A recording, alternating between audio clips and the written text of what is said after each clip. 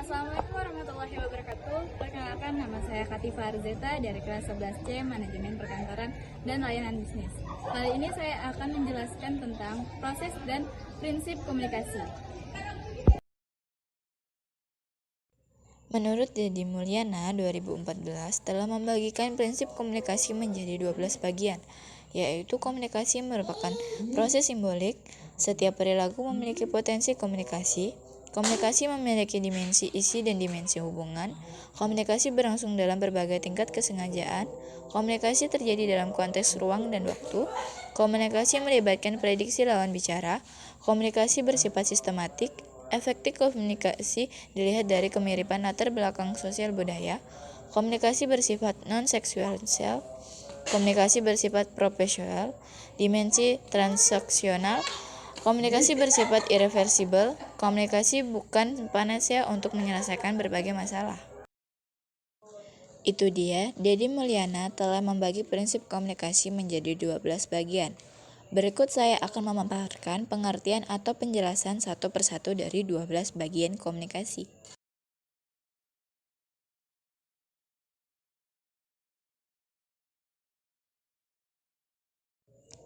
A. Komunikasi merupakan proses simbolik. Dalam buku Ilmu Komunikasi, suatu pengantar karya Deddy Mulyana, dikemukakan bahwa komunikasi melibatkan proses pengiriman dan pertukaran simbol, lambang, tanda, atau gambar dari pihak yang berkomunikasi kepada pihak penerima. Penggunaan simbol atau lambang ini bergantung pada kesepakatan antara sekelompok orang untuk mengindikasikan suatu hal.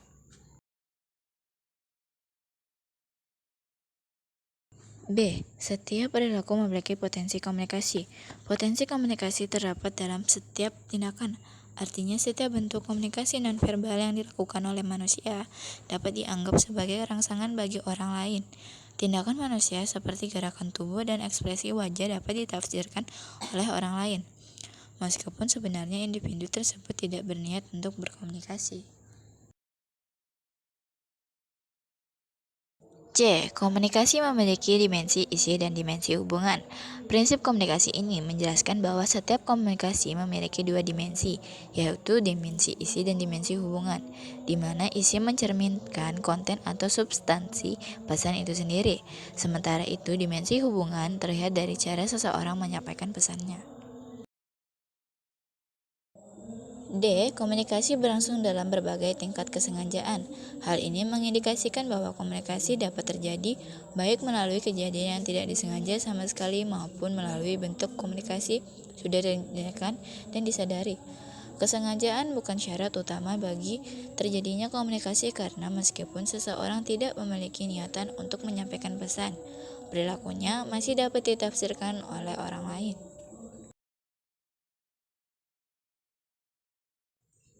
Komunikasi terjadi dalam konteks ruang dan waktu. Pesan yang disampaikan oleh komunikator, baik melalui kata-kata maupun tindakan nonverbal, disesuaikan konteks tempat, ruang, dan waktu.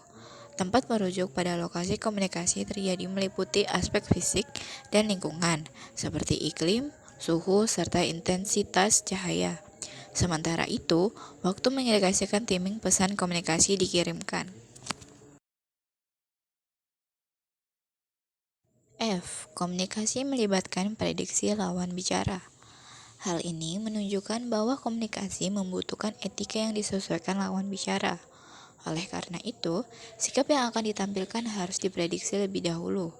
Keberadaan prediksi ini membuat seseorang merasa lebih nyaman dan tenang dalam berkomunikasi. G. Komunikasi bersifat sistematik. Cara seseorang berkomunikasi dipengaruhi oleh sistem internal dan eksternal. Sistem internal merujuk pada segala hal dalam diri seseorang saat berkomunikasi. Sementara itu, sistem eksternal melibatkan faktor-faktor sosial dan lingkungan sekitar. Kedua sistem ini mencakup aspek seperti latar belakang budaya, nilai-nilai, adat istiadat, pengalaman, pendidikan, dan lingkungan keluarga. H. Efektivitas komunikasi dilihat dari kemiripan latar belakang sosial budaya. Prinsip komunikasi ini menjelaskan kesamaan latar belakang seperti suku dan pendidikan yang akan memudahkan orang dalam berkomunikasi. Hal ini karena kedua pihak memiliki pemahaman yang sama terhadap simbol-simbol yang saling digunakan dalam pertukaran komunikasi. Komunikasi bersifat non-sekuensial. Prinsip komunikasi ini menyatakan terdapat kesamaan latar belakang seperti suku dan pendidikan yang mempermudah komunikasi antara individu. Hal ini disebabkan oleh pemahaman yang serupa antara kedua pihak terhadap simbol-simbol yang digunakan dalam komunikasi.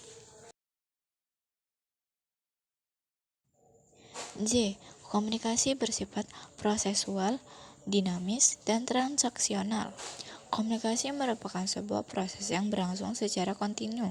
Artinya, setiap peserta berkomunikasi saling bergantung dan memengaruhi satu sama lain. Hal ini termanifestasi melalui proses pengiriman dan penerimaan pesan. Komunikasi bersifat irreversibel. Setiap individu yang berkomunikasi tidak memiliki kendali penuh terhadap dampak akibat pesan yang disampaikan. Pesan yang telah disampaikan tidak dapat sepenuhnya dikendalikan atau menghilangkan pengaruhnya oleh komunikator. Komunikator bukan panacea untuk menyelesaikan berbagai masalah. Prinsip komunikasi ini mengungkapkan bahwa komunikasi bukanlah satu-satunya solusi untuk memecahkan masalah. Komunikasi hanya merupakan salah satu faktor pendukung dalam proses menyelesaikan masalah. Selanjutnya kita akan membahas tentang proses komunikasi. Komunikasi merupakan suatu proses yang menyampaikan ide, gagasan, atau berita kepada pihak lain dengan tujuan membangkitkan reaksi umpan balik. Komunikasi dianggap efektif ketika pesan yang disampaikan dapat dimengerti dan mendorong orang lain untuk melakukan tindakan sesuai pesan tersebut. Proses komunikasi dimulai dari ide, gagasan, atau pikiran yang dimiliki oleh komunikan. Ide-ide tersebut kemudian diubah menjadi pesan yang terwujud dalam bentuk lambang tertentu. Proses selanjutnya disampaikan kepada komunikan dan setelah komunikan memahami isi pesan akan memberikan umpan balik atau tanggapan kepada komunikator. Berikut bagian dari proses komunikasi. Pengirim atau yang disebut dengan komunikator akan menyampaikan ide, gagasan, atau berita kepada pihak lainnya.